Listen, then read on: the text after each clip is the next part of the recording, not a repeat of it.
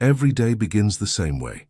Our phones light up before the sun, notifications, news, messages, all competing for our attention. And by the time the day ends, we often ask ourselves the same quiet question: what did I really do today? Do you ever feel like the days just blur together? This is a story about slowing down that rush. It's a story about taking back control of your most precious resource, time. Because time isn't just something to manage, it's something to make. Two powerful forces shape modern life. The first is what the authors of Make Time call the busy bandwagon, a culture that celebrates constant productivity, overflowing calendars, and endless to-do lists. You're told that to stay relevant, you have to stay busy. But busyness isn't the same as meaning. The cultural default is to react to what's in front of you, be responsive, and fill every moment. And when we finally escape that busyness, we fall straight into the second force, the infinity pools. These are the apps, videos, and feeds that never end. Pull to refresh, scroll, tap, repeat. Hours disappear, not by choice, but by design. These forces, busyness and distraction, have become our defaults. They decide how we spend our hours, our days, our lives.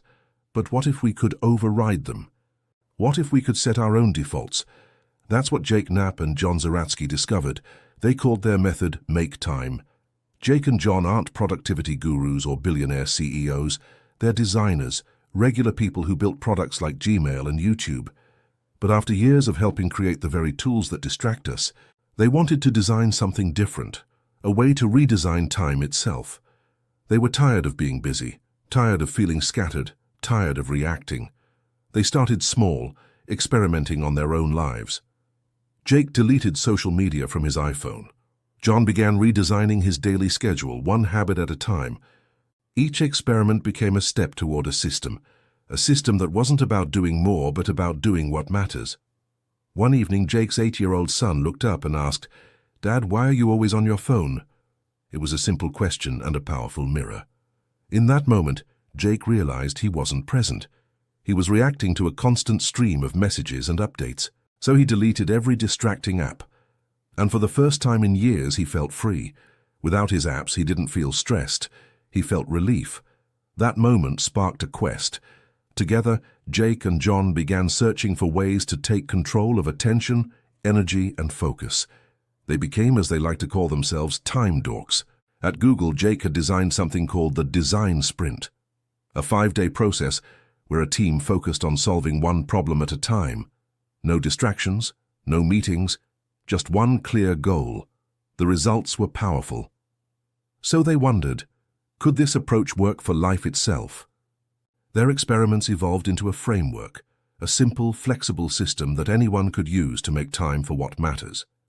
They called it the Make Time framework. It's built on 4 simple steps you repeat every day: highlight, laser, energize, and reflect. Make Time isn't about productivity, it's about intention. First, highlight. Every morning, ask yourself one question: what will be the highlight of my day? It could be something urgent, like finishing a project, something satisfying, like cleaning your workspace, or something joyful, like playing with your kids. Whatever it is, make it your priority. When you choose a highlight, you design your time by choosing where you direct your attention. You can't do everything, but you can always make time for one meaningful thing. Next, laser. We live surrounded by those infinity pools, apps and media that are always new, always available. To make time, you must protect your focus. Turn off notifications, log out, put your phone in another room. Replace distraction with intentional barriers. Don't rely on willpower. Change your defaults. Laser mode isn't about discipline, it's about design. Design your environment so that focus becomes easy. Third, energize. Focus requires energy, and energy begins with your body. Move often. Eat real food. Sleep deeply. Modern life drains us, but small shifts, like walking instead of scrolling, standing instead of sitting, can transform your day. As the authors say, act like a caveman to build energy. You don't need perfection, you just need rhythm, a daily cycle of activity and rest that keeps your mind clear and your body charged. And finally, reflect. At the end of each day, pause and look back. What worked? What drained you? What brought you joy? Write a few notes. Celebrate your highlight. And refine your system for tomorrow. Each day is a clean slate. Reflection turns Make Time into a living system, a daily loop of learning and improvement. Life isn't perfect, and that's the point. Make Time isn't about doing everything right. It's about doing what's right for you. Some days you'll lose focus. Some days you'll forget your highlight, but each morning is a fresh start, another chance to design your day with intention. You can't always control your schedule, but you can control your attention. You can't create more hours, but you can make more meaning. In the chapters ahead, we'll dive deeper into each part of Make Time: how to choose your highlight, how to protect your focus, how to fuel your energy, and how to reflect with purpose. Because when you change how you spend your day, you change how you spend your life.